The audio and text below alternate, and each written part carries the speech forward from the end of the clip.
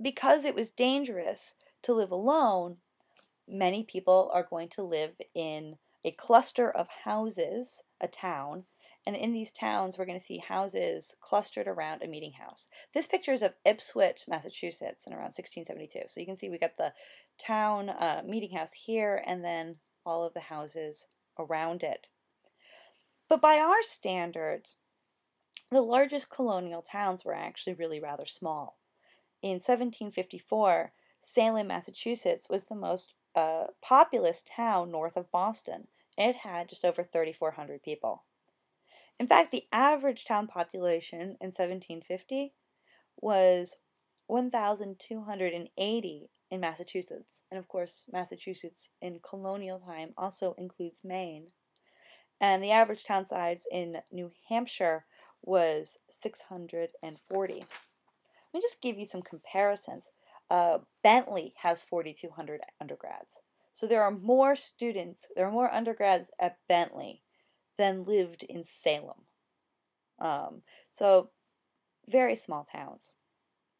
Now, in the colonial era, being a good neighbor, so neighborliness, was a cultural norm. Let me just give you an example. When young Constance Oliver of Portsmouth, New Hampshire, opened her door one day, she found her neighbor, Mary Richardson, asking to borrow a kettle.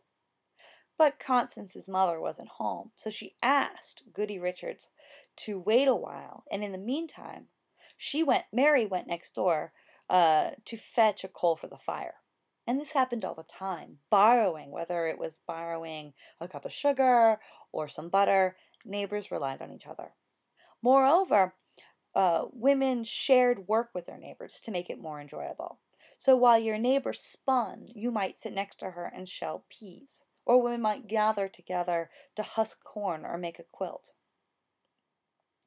Now I want to give you some examples that have to do with this theme of being a good neighbor, and I want to look particularly at Ipswich. It's going to be our examples. And we're going to look at the importance that women play in these compact centers. So, one of the things that's really interesting about women in New England towns is that they lay at the center of the town's communication networks, and it was these networks that bonded neighbors together. In fact, we can look at court records from the time to demonstrate that although women were excluded from formal authority, they played a central role in the communication networks which bonded the town and therefore gave them a degree of power because people often listened to them. And if we look at court records, we can see how important these networks were. Let me just give you an example of this. There was a young man named Nathaniel Brown, and he moved to Ipswich in order to set up a soap boiling business, and he will learn firsthand the power of these communication networks. And if you look at my little map, here's Brown's house. He lived right there. See, Brown one day borrowed a pair of sheep's shears, but he inadvertently returned the wrong pair, and the pair he returned was of a lesser quality than the pair he borrowed, so he was immediately accused of stealing. His wife Judith, meanwhile, applied for admission to the church and soon found herself surrounded by gossip about her and her husband. Now, Brown, in his testimony, claims that the true root of all of their troubles lay at the hands of a shoemaker named Knowlton. And if you look at our little map, Knowlton lives here. So Brown is here, Knowlton is here. So they're neighbors. And Knowlton was a relatively new to the neighborhood. And according to Brown, he claimed that Knowlton had, this is a quote, set neighbor together by their ears. So basically he had gossiped about him. Now, Brown and Judith had tried to handle the grievances privately, but it was no good. So therefore, Brown, this is quote, asked Goody Lee's advice and also Goody Rust. So, according to Brown, he's being gossiped about because of not returning the correct shears. He blames Knowlton for being at the root of the gossip, and he turns to two women in the community, Goody Rust, who lives here, and Goody Lee, who lives there. But according to Brown, the Goodwives remained friends with Knowlton and supported him.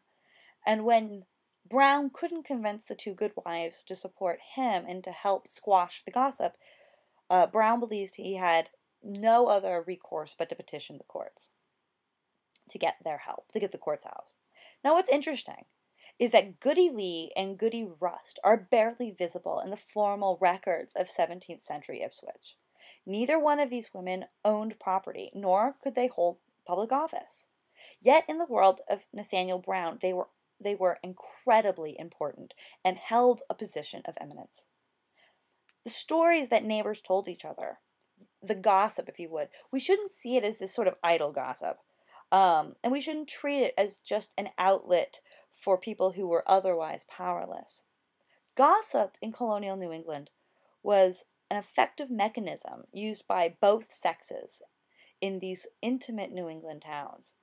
And what we need to keep in mind is that when women spoke, men and other women listened.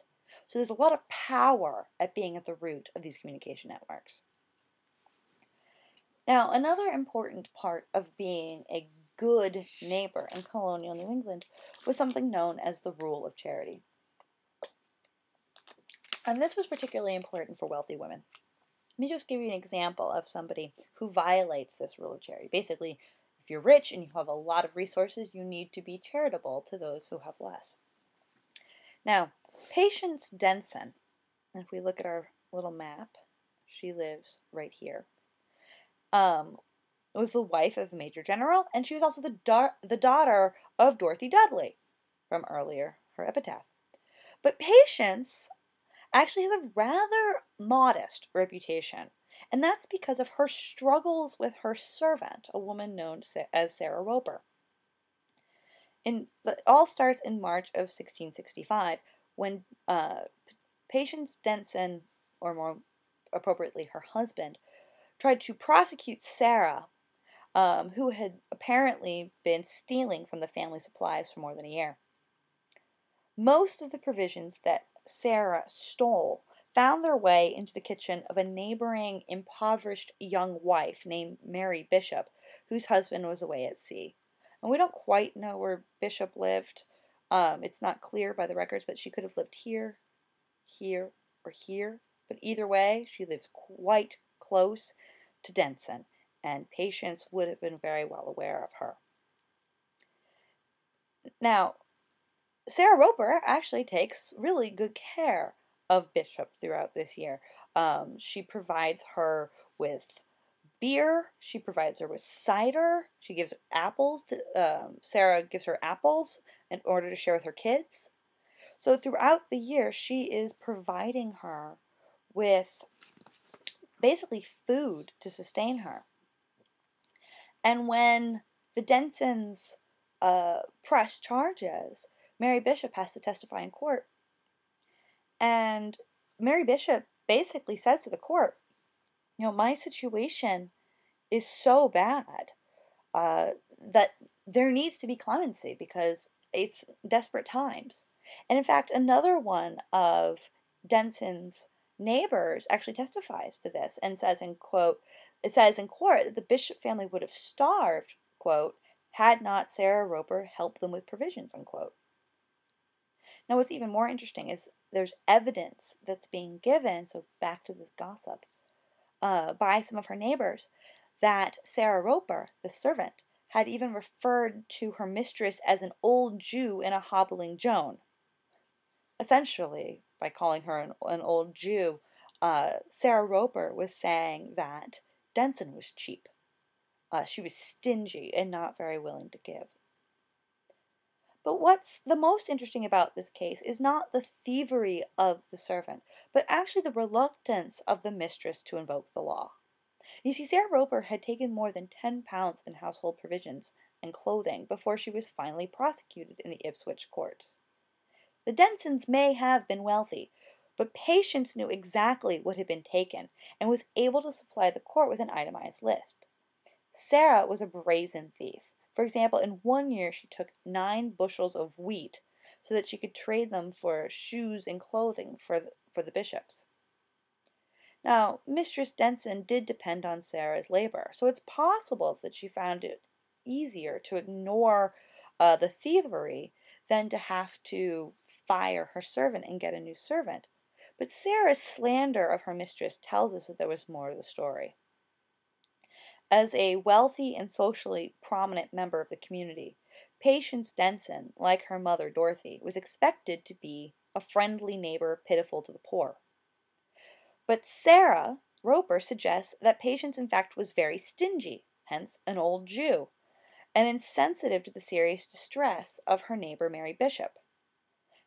Also, as household administrator, Patience Denson was supposed to be in firm command of her household. She was supposed to be like her mother, quote, to servants wisely awful, but yet kind. According to Sarah, Patience Denson was really little more than a hobbling Jane, basically incapable of dealing with flagrant misbehavior in her own kitchen. Thus, to prosecute Sarah Roper was to reveal the full range of her servant's manipulation. It was to expose Patience's own inaccuracies. So, measured against this ideal, Patience Denson had failed miserably. She had not been charitable, and she had not run her household very well. And the interesting thing is that if Patience had just been charitable, this entire court case never would have happened. Now, in the end, Patience Denson prosecuted her servant and was able to collect damages. But as long as Sarah Roper remained in the neighborhood, in fact, as long as her reputation survived in the memories of the Ipswich's housewives, Patience was never able to get rid of the damage that was inflicted upon her. Patience's reputation took a huge hit. And according to Patience's husband, even years later, Patience still feared Sarah Roper